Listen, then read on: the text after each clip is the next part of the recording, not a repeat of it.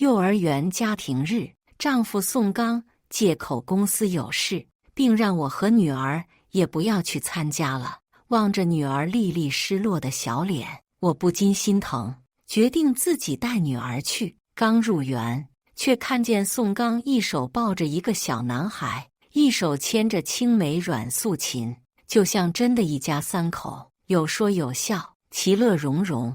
直到看见我和女儿，宋刚微微皱眉，才撒开阮素琴的手。苏雨，你别误会，素琴单身带着孩子不容易，今天是孩子5岁生日，就想感受一下父爱。我意味深长地看他一眼，蹲下身，拉住女儿的小手，宝贝，叫叔叔好，亲情长相守，真情在人间。大家好，我是秋兰，欢迎观看《真情人间》。阮素琴见状，赶紧把儿子接过去，一脸歉意。苏雨，你别生气，宋哥是好心，这孩子从小没有爸爸，今天是他5岁生日，宋哥帮忙圆一个父亲的梦而已。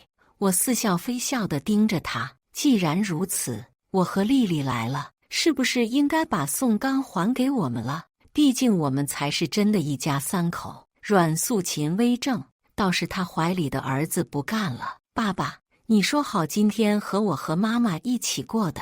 5岁的孩子眼神凶狠地瞪向我，我挑了挑眉，爸爸都叫上了。没等我再说什么，宋刚就挡在了他们娘俩面前，一副保护的姿态。他语气有些不耐烦，苏雨，你也是有孩子的人，就一点同理心都没有吗？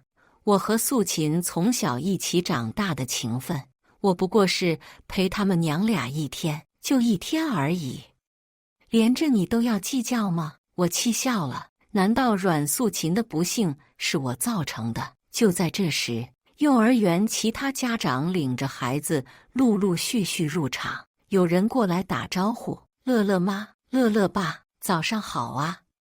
每次幼儿园家庭日，你们一家三口都来得整整齐齐，不像我家老秦，动不动就说工作忙，一点都不关心孩子的成长。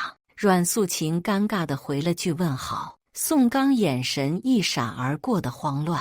我忍不住质问，宋刚，这就是你所说的仅此一天？宋刚恼羞成怒，一把拉住我的胳膊，苏雨，这里人多，你别胡闹。随即他低头看了眼女儿，压低声音，闹大了对丽丽也不好，你说是吧？女儿突然听到自己的名字，茫然四顾，但似乎还弄不明白怎么回事，只是紧紧地贴着我的小腿，拽着我的小手，已经汗津津的。我感受到了她的不安，蹲下身摸了摸她的冲天灸，轻声地说，有妈妈在，什么都不怕。我望着宋刚带着阮素琴和乐乐离开的背影，没一会儿，他们就被人群围了起来，有人一脸巴结地笑着和宋刚打招呼，无非是称赞他事业有成，不过30出头就成为了市值100亿公司的老总。宋刚自是倨傲得意，尾巴都要翘上天，而阮素琴则目光灼灼地盯着宋刚，一副与有荣焉的模样。被宋刚抱在怀里的乐乐突然回头瞥我一眼，做了一个挑衅的鬼脸。我忍不住心底冷笑，看来宋刚是飘了。我虽因怀孕生子减少去公司的时间，可盛宇集团75%的股份都在我手里，我才是实际的掌舵人，而他不过是当初傍上我的大腿，看在夫妻情分上挂了个经理头衔。我打开手机发给公司人事，小赵，将宋刚从经理的位置上调离，下周1内部官宣。接着发给公司法务，小刘，起草一份我和宋刚的离婚协议。宋刚啊，宋刚，你想软饭硬吃，也要看我答不答应。没一会儿，幼儿园家庭日活动正式开始，每个家庭都坐在事先准备的桌子前。丽丽望着坐在前一排的宋刚，失落地问我，妈妈，爸爸为什么不和我们一起坐呀？我捏了捏女儿软乎乎的脸蛋，她还这么小，不应该掺和这些肮脏事。因为妈妈是超人，公平起见，爸爸就去帮助其他小朋友了。就在这时，幼儿园老师宣布第一项拼积木活动开始，并笑眯眯地说：“第一名有奖励哦，是一艘宇宙飞船的乐高。”丽丽突然兴奋，指着飞船：“妈妈，我要！”好，那我们加油！沙漏即将流尽，丽丽举起小手，激动地喊：“老师，我们完成了！”老师走过来点点头，正要宣布，就见前一排蹭地跑过来一个小男孩，是乐乐。他一把把我们拼好的积木推倒，趾高气昂地说：“这下第一名是我的了。”丽丽望着倒塌的积木，一下子眼眶包着泪珠，气得拿起大块木积木就砸向乐乐。宋刚过来的第一句就是：“丽丽，你怎么能动手打人？快给乐乐哥哥道歉！”丽丽倔强起来：“我不是他先推倒了我的积木，他是坏人。”我坚定地站在女儿身后。宋刚，明眼人都清楚谁是始作俑者，应该是乐乐给丽丽道歉。阮素琴也跟着过来，拉了拉宋刚的胳膊：“宋哥，算了吧，咱们别计较了，大人不计小人过。”幼儿园老师也想打圆场。就在这时，丽丽突然委屈地直掉眼泪：“爸爸，你为什么不保护我，还凶我？”这一声爸爸，瞬间把所有人都惊在了原地，目光在我和宋刚、阮素琴间徘徊。宋刚一时脸上红白相交，阮素琴一副欲言又止的表情。这时，乐乐叉腰站在丽丽面前，恶狠狠地说：“谁是你爸爸？你乱叫什么？”“这是我爸爸。”女儿被凶得打嗝，她泪眼蒙蒙的哭喊，小奶声喊破了音：“爸爸，你说话呀！”我心疼坏了，狠狠瞪了宋刚一眼，声音也严厉许多：“宋刚，你还不解释吗？要看着我们母女被误解吗？”宋刚眼睛一瞪，一把抱起乐乐：“解释什么？我今天就是乐乐的爸爸。”说完，他还摸了摸乐乐的后脑勺。一瞬间，其他家长都对我和女儿指指点点：“这孩子怎么乱认爸呀？”以往丽丽家好像都不参加幼儿园的家庭日，这次也只有妈妈。你说是不是谁家的小三了？听说这个宋刚是个集团老总呢，特别有钱，说不准是丽丽妈想要勾引宋刚，被自己女儿撞见误会了呗。在我和女儿被流言蜚语攻击时，对面的宋刚不发一言，只是在哄着乐乐。站在一旁的阮素琴憋着笑看我一眼，我抱住哭得不能自已的女儿，轻轻拍了拍她。虽然很想扇这对渣男贱女，但不是时候，我不能再让女儿受伤害了。这时，想要巴结宋刚的人谄媚地说：“小公子和宋总长得多像啊，一看就是亲父子。”我抬眼瞥向宋刚，他眼中一闪而过的心虚，随后打着哈哈，而阮素琴则堪称春风满面。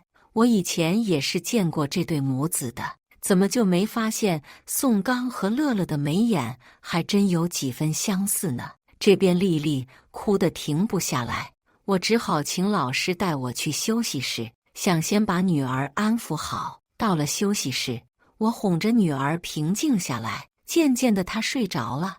望着她哭得红肿的眼皮，我的心都揪成了疙瘩。我轻手轻脚地走出去，走到走廊转弯处，拨通了人事与法务的电话：“小赵、小刘，你们现在就带着我和宋刚的结婚证以及草拟的离婚协议、公司的辞退书一起来好宝贝幼儿园，要快！”就在我和他们继续沟通细节时，忽然听到一声惨叫，是女儿的声音，我的心一下坠到谷底。走廊的尽头，卫生间的门口，丽丽被推搡倒地，正一抽一抽的哭泣。围着她打头的人正是乐乐，他一脸凶相：“叫你乱认爸爸，看我今天不揍死你！”说完，他一脚踹在丽丽的肚子上，丽丽痛得哀嚎，想要躲，却被他后面的小男生捉住。小3的孩子活该被揍，我妈说了，这种私生子出生就该掐死。丽丽挥着小手反抗，哭得上气不接下气。你胡说，那就是我爸爸！爸爸妈妈，快来救丽丽！丽丽好痛！爸爸妈妈，你们在哪里呀？我看到的那一刻，大脑嗡的一声巨响，血液奔涌，全身的血管要爆炸。那些小男孩发现我后，互相瞅了瞅，见我表情太凶，做鸟兽状逃跑。我把丽丽抱在怀里，才发觉她浑身抖得厉害，连忙叫了120。不怕，宝贝，妈妈在，妈妈在。等120到来，其他家长纷纷好奇发生了什么。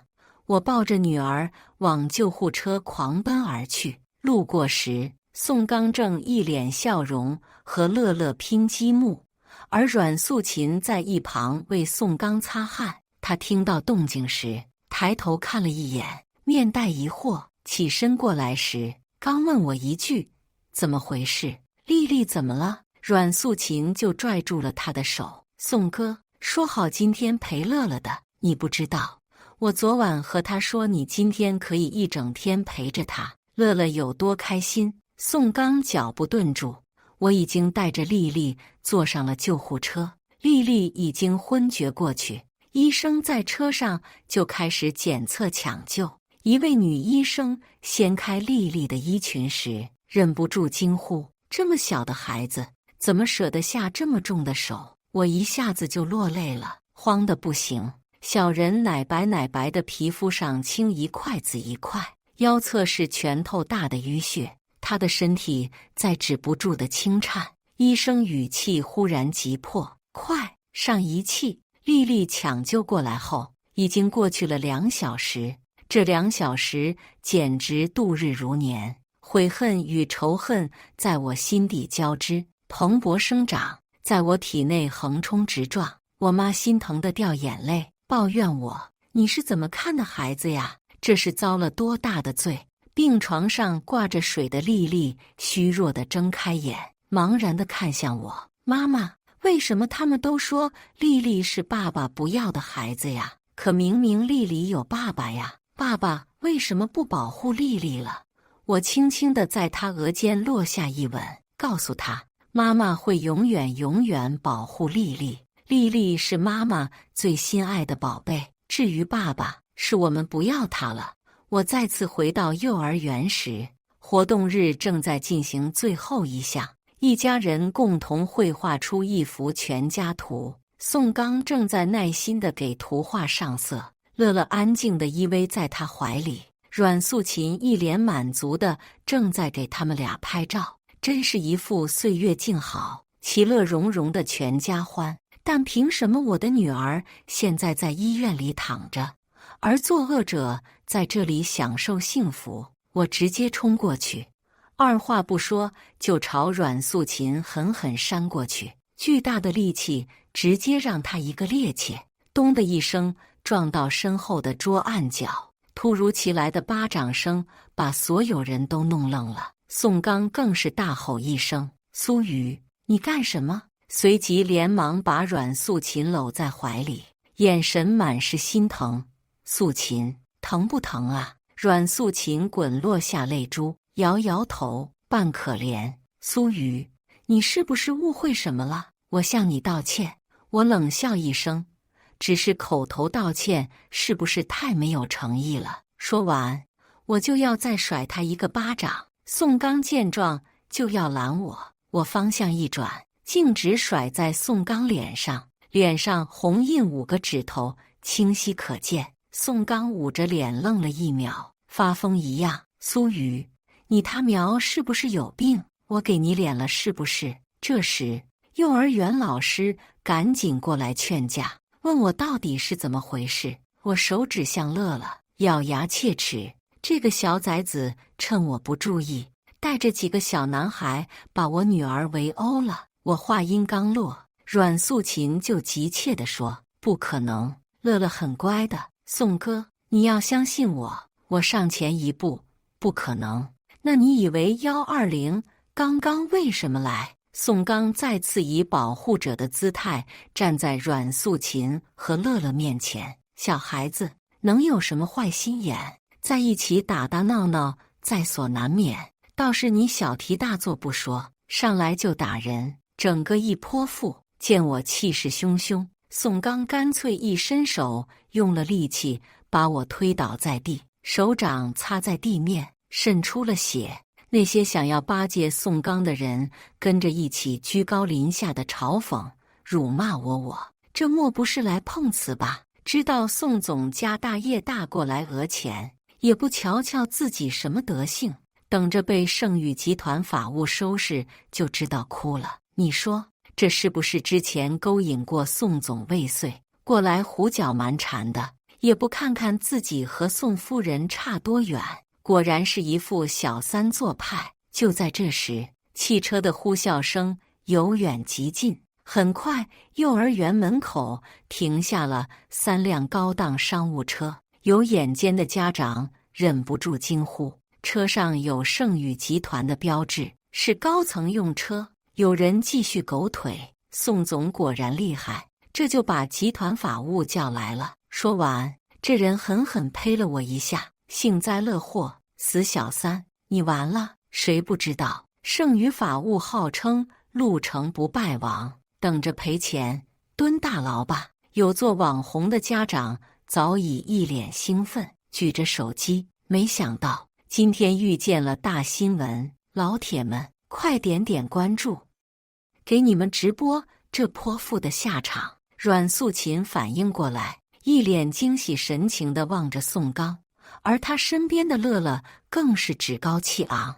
被众星捧月的宋刚眼中却划过一抹不可置信，低头看向我，我一手撑地，忍着痛缓缓站起来，嘴角勾起冷笑。见架势闹大，幼儿园园长赶了过来，皱着眉，语重心长地对我讲：“丽丽妈，你快别硬犟了，立马给宋先生和宋太太赔礼道歉。胳膊哪里拧得过大腿呀？”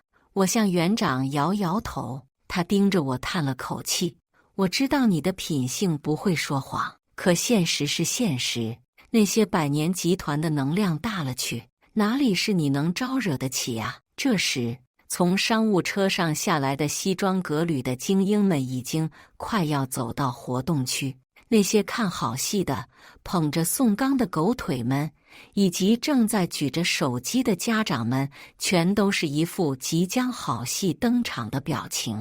他们挤眉弄眼，幸灾乐祸地望着我，唯独宋刚上前一步，压低声音盯着我问：“人是你叫来的，你就这么小心眼，非要把事情闹大？你别忘了，现在我是公司的总经理，我是他们的直属上级。”我朝他笑笑，那就拭目以待。阮素琴见我和宋刚在说话，连忙凑过来，依旧是那副茶里茶气的模样。宋哥，我知道你是觉得我委屈，把集团的法务都带过来给我撑腰，但今天这事我也有错，咱们还是算了吧。他说话时楚楚可怜，特意把被我扇红的脸露给宋刚看。他儿子乐乐伸出手就要推我，叫你欺负妈妈，待会儿爸爸的下属们就把你揍得找不到北。我借机后退一步，乐乐没有支撑，整个人前爬摔在地上，咚的一声，额头肿起一大块。你干什么欺负小孩？磕坏了怎么办？宋刚瞪大眼睛，我忍不住反击：宋刚，你是不是眼瞎？阮素琴连忙抱住乐乐，哭哭啼啼，他一个小孩能有多少力气？推你一下而已，你干嘛下这么重的手？苏雨，你有什么气冲我来？孩子是无辜的呀！宋刚被阮素琴一番话刺激到了，气得想抓我。这时，西装革履的男人们已经走到了我和宋刚跟前，其他人围观的人都在等着我被一同来的保安控制住，然后被宋刚狠狠教训，给阮素琴出气。却见浑身腱子肉的保镖直接横在我面前，一把拽住宋刚伸过来的胳膊，用蛮劲把人灌出去2米远。一时间，所有人都愣在原地，这怎么和预想的不一样呢？宋刚重新站稳，冲着挡在我身前的保安大吼：“你他喵不想干了？我是总经理，是给你们开工资的。”方才巴结宋刚的狗腿子，小心翼翼地用目光在我和宋刚间徘徊，询问道：“宋总，这些人是不是弄错了？”其他人也仿佛如梦初醒一般，互相看了看，都被眼前的情景给弄迷糊了。阮素琴一脸委屈地扒住宋刚：“宋哥，你不是盛宇集团的总经理吗？可要给我们乐乐做主啊！”阮素琴显然是没脑子，还在坚信这些人就是宋刚叫来的。他眼神中既怨恨又得意，这是连装都不装了。就在这时，另一波西装精英男朝我们走来，打头的戴着金丝眼镜，正是盛宇的法务负责人，我口中的小刘。有法律口的人眼尖，这是真法律界的大神，今天居然见到真人了。听说了，这人连续5年诉讼案件无败绩。小刘和宋刚擦肩而过，丝毫不理会宋刚叫他名字，毕恭毕敬地和我打招呼：“苏董，已经按您的吩咐都办妥了。”他的声音不大，却足够清晰。在场的人惊讶地看着我：“什么？苏董？我没听错吧？这些人不是盛宇的吗？宋刚不是盛宇的总经理吗？怎么都站在苏宇那边？”正在直播的网红兴奋了：“老铁们，这是有反转啊！”阮素琴面上有些慌，但还在故作镇定：“宋哥，这到底是怎么回事？这些不是你找来的人吗？”宋刚不理会他，反倒过来和我对话。他压低嗓音：“你非要弄得彼此都难堪吗？再怎么说我也是丽丽的爸爸，丽丽会伤心的。”随即他命令般说道：“快让这些人离开，你也赶快走，有什么话我们回家再说。”苏雨，不要再胡闹了！我一字一顿说道：“你怎么有脸提丽丽？你不配做她父亲！”我将目光从他身上移开，转而环视所有人，掷地有声地开口：“今天发生的所有事都要有个结果。重新自我介绍一下，我是苏丽丽的妈妈，也是盛宇集团的董事长。而他，我指向不远处的宋刚，只不过是我们苏家的赘婿而已。”我从小刘手里接过我和宋刚的结婚证，展示后狠狠地摔在地上。那一瞬间，我从宋刚的眼神里读出了狼狈。但这才哪到哪儿啊！所有人都张大嘴巴，瞪大眼睛。有机灵的做网红的家长立即给地上的结婚证一个特写。广大老铁们，这反转不是来了吗？大家看看，这才是真正的小三。说完，他就要把镜头对到阮素琴脸上。阮素琴震惊的表情还没有恢复，连忙用手挡住脸，不要拍了。其他围观的家长也议论纷纷，所以我们是误会了。这谁不误会呀？这也太离谱了吧！谁家好人放着妻子女儿不陪，大庭广众之下顾着小三和小三儿子，还头一次见过这么不要脸的人。不要脸配不要脸，也是绝配了。至于那些捧宋刚的狗腿子们，惯会见风使舵，一边倒跟着骂宋刚和阮素琴。宋刚恼羞成怒：“苏雨，你非要让我丢面子吗？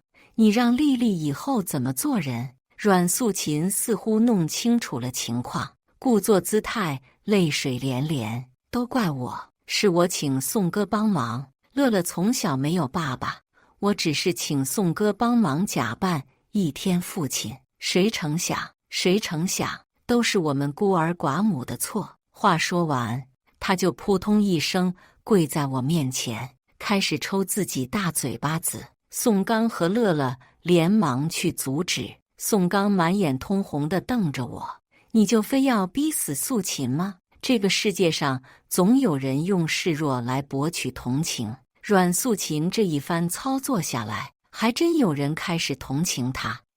也不过是一个可怜的母亲，想为儿子过一个圆满的5岁生日，这是要凭借权势逼死这孤儿寡母啊！我上前一步，表情玩味地注视着他，真的只是单纯帮忙吗？阮素琴一怔，我根本不给他反应的时间，就让小刘甩出了一份调查结果。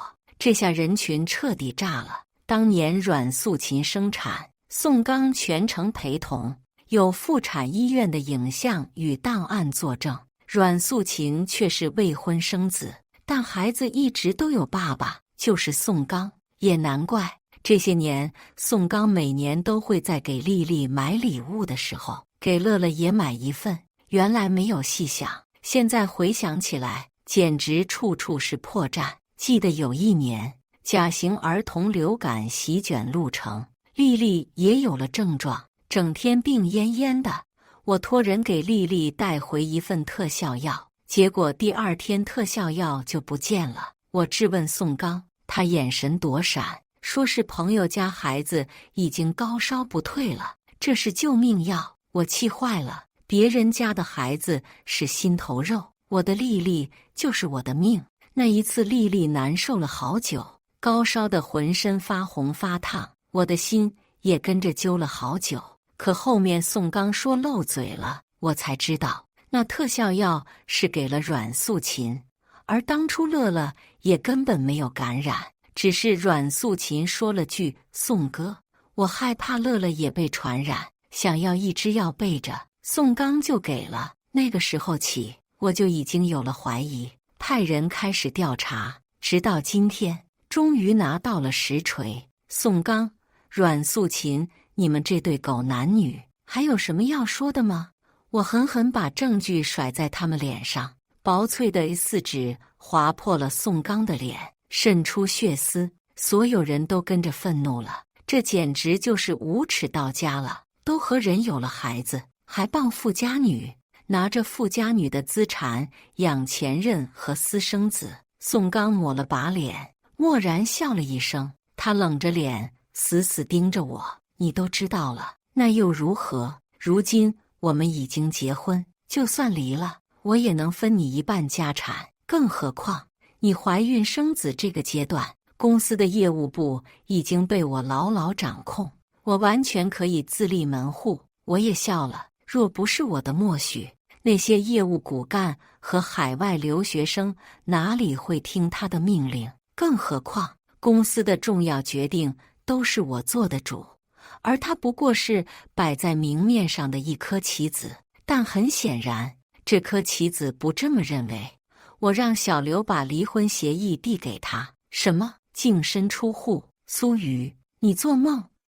这绝不可能。想要离婚，必须分我一半苏家的家产。宋刚一把将离婚协议撕得粉碎，挑衅地看着我。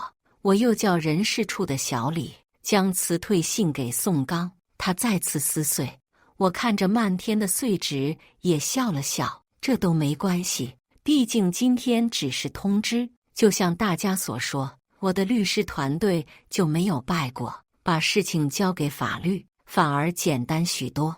但通过网红的直播，宋刚和阮素琴的名声是实打实的臭了，简称社会性死亡。宋刚和阮素琴带着乐乐就要走，我让保镖把人拦下了。宋刚回头看我，一脸阴险，你什么意思？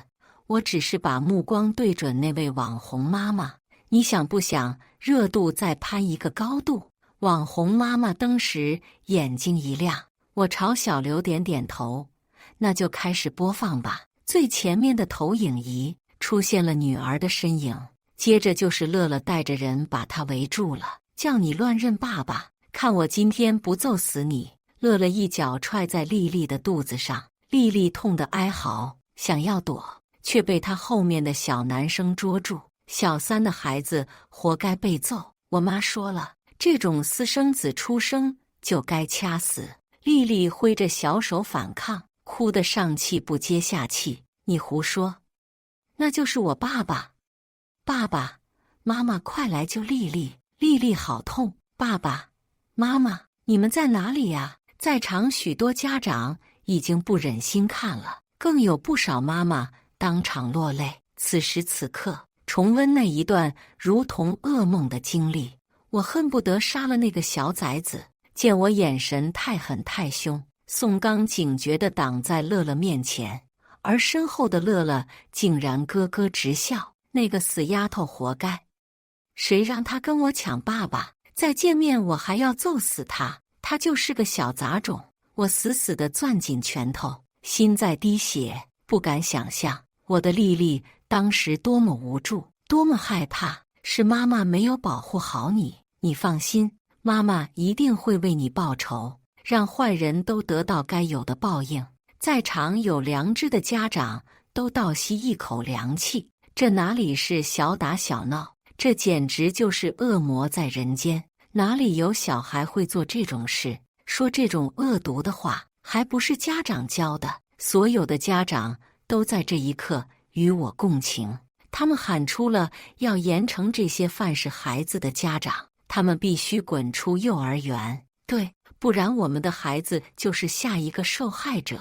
滚出幼儿园！宋刚、阮素琴以及那些参与伤害丽丽的家长却觉得这是多大点事啊！小孩子嘛！宋刚吼了一嗓子：“你们吵什么吵？小孩子打闹不是很正常吗？至于这么大惊小怪吗？我是丽丽亲爸，我都没计较，没追责，你们有什么资格说三道四的？”我死死盯着他。宋刚，丽丽也是你的女儿，看着她被欺负，你就一点不心疼吗？你没听到她在一遍遍说她很疼，她要爸爸的保护吗？宋刚，你是不是真的一点良心都没有？丽丽是你的亲女儿。宋刚被我看得说得有些心虚，还是硬着头皮说：“丽丽不过受了点伤而已，现在还不是好好的吗？你至于吗？”不等我开炮，其他家长就看不下去了。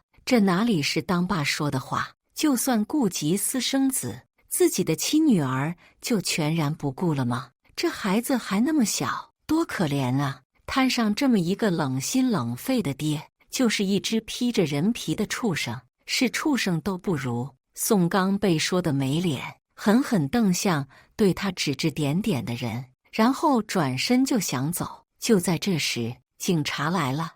我把视频和丽丽受伤的鉴定报告一起交接。随后，警察严肃地说：“涉事家长和我们走一趟吧。”这个时候，他们才开始慌了。可惜已经晚了。孩子是未成年，但不代表监护人不需要负法律责任。那天以后，丽丽逐渐好转，而我也将伤害丽丽的所有人都告上了法庭。我告诉丽丽：“宝贝，妈妈会保护你，会为你讨回公道。”小小的人儿似懂非懂，钻进我的怀里。小奶音一口一口叫我妈妈，妈妈，妈妈。面对巨额赔偿，这些家长来到我家门口苦苦哀求，想要和我和解，甚至有人带着孩子在我家门口往死里打孩子。我让你欺负人，我让你欺负人，把孩子被打得一抽一抽的。苏董，我们已经教育孩子了，您就大人不计小人过，宰相肚里能撑船，原谅我们吧，我们一家给您跪下了。但我依旧不松口，我永远都不会原谅伤害我女儿的人。至于宋刚、阮素琴和乐乐这一家三口，他们现在连门都出不去，网上热度不断，广大网友们称宋刚是白眼狼，而乐乐是狼崽子。每天都有人去他们家门口扔臭鸡蛋、泼红油漆。但这还没完，在短短几天里，我依次提起离婚诉讼、追回婚内财产诉讼，以及告宋刚借职务之便挪用公司财产。宋刚去过公司，但早就没收了他的门禁，他被关在外面。平日里，他自诩是高管，高人一等。如今，不仅盛宇集团将他辞退，其他的公司同样不会要一个厚颜无耻之人。他干脆私下联系曾经的业务骨干下属，打算自己单干，结果人家直接把他拉黑了，理都不理。他冲到我面前质问我，是不是你指使的他们干涉了业务同事的自由？我只觉得可笑。宋刚，你现在就是一颗臭狗屎，但凡脑子没毛病，谁会想着跟狗屎混？我不理他的犬吠，直接让保安把人轰走。他大声喊着，我是这家的男主人，是盛宇的总经理，你们谁敢动我？没有人理他，也没有人在意他，就像插出一只流浪狗一样，把他插出去。离婚官司很快开庭，网上热度再次炒起来，因为他的出轨性质实在过于恶劣，且造成了重大社会不良影响，直接净身出户。他不甘心，在法庭上大声嚷嚷，法官直接让法警把人控制住。网上倒是纷纷刷，这简直是大快人心，这是渣男的报应，呸，活该。随后的利用职务非法侵占公司财产案，证据确凿，足够让宋刚进去待几年。没几天，他在我去公司的必经之路上拦住了车。此刻的他已经憔悴的不行，胡子拉碴，头发也几乎半白，再也没有当初站在高位受人追捧的意气风发。他半弓着身，终于低下了他的头。苏雨，我错了，我已经和阮素琴说清楚了，我保证我不会再和他来往了。我毕竟是丽丽的爸爸，你看在丽丽的份上，原谅我好不好？苏雨，我们复婚吧，给丽丽一个完整的家。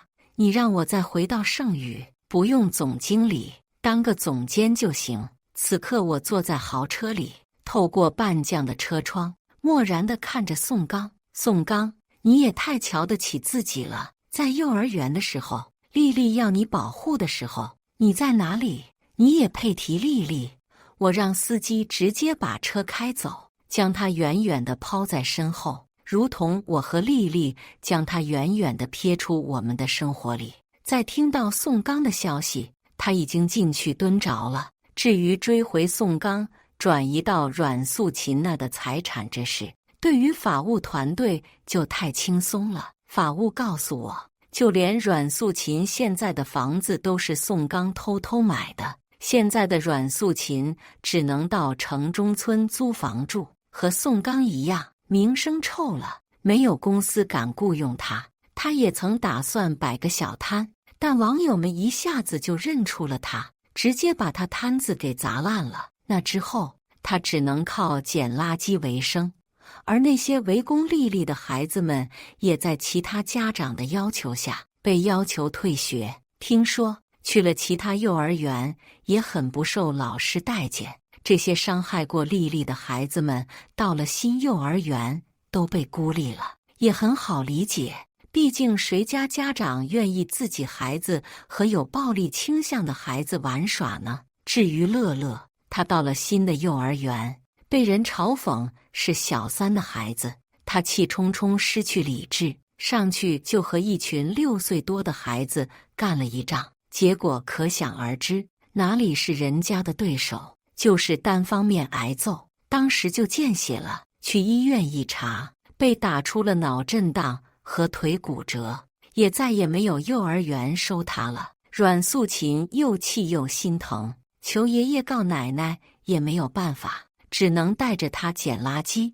我再次看到这对母子是在小吃街上，两个人都脏兮兮的，头发乱蓬蓬，正在一个垃圾桶一个垃圾桶的翻，而我则坐在豪车上，正打算去给女儿订她最爱的女王蛋糕。感谢大家的观看，欢迎大家在下方评论区讨论。如果你喜欢这类故事，记得点击订阅《真情人间》，并分享给更多的人，这会对我帮助很大。再次感谢大家的观看。